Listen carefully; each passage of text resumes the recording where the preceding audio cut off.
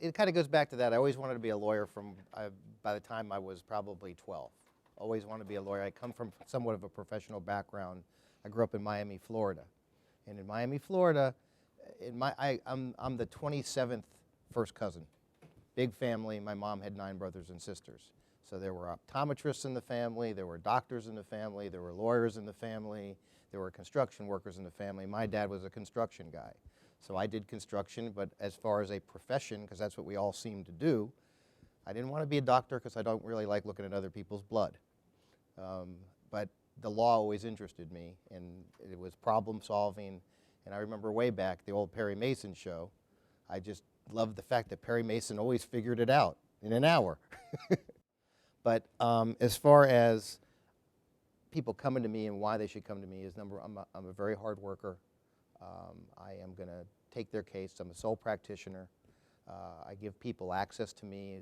This doesn't happen with a lot of attorneys because I know colleagues of mine, but I give everybody my cell phone number. My cell phone number, people can call me 24 hours a day, 7 days a week. All I ask them to do is, make it, if it's on the weekend or something like that, just have it be somewhat of an emergency, and always call the police first if you're in danger. Don't call me first. But I will always give somebody a call back. It always fascinated me, the law, going back to, as I mentioned before, the Perry Mason show, that fact that he was a problem solver and that he was able to figure out what happened, in his case. And that appealed to me, being able to figure things out and having to like deductively reason through things. And you'd get, one person, you'd get 3 different people giving you a version of what happened, and you'd have to figure it out. And sometimes there'd be what we call this proverbial smoking gun, that, well, boy, that's exactly what happened, now we know. And then other times you have things that are much more tangential, and you have to kind of piece them together to figure it out. And that's always appealed to me.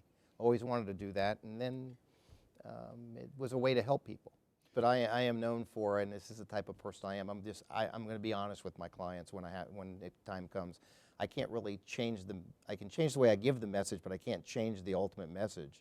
And this is the situation you're in, and we are adults, and we have to figure out a way to go ahead and move on from this situation the best way we can.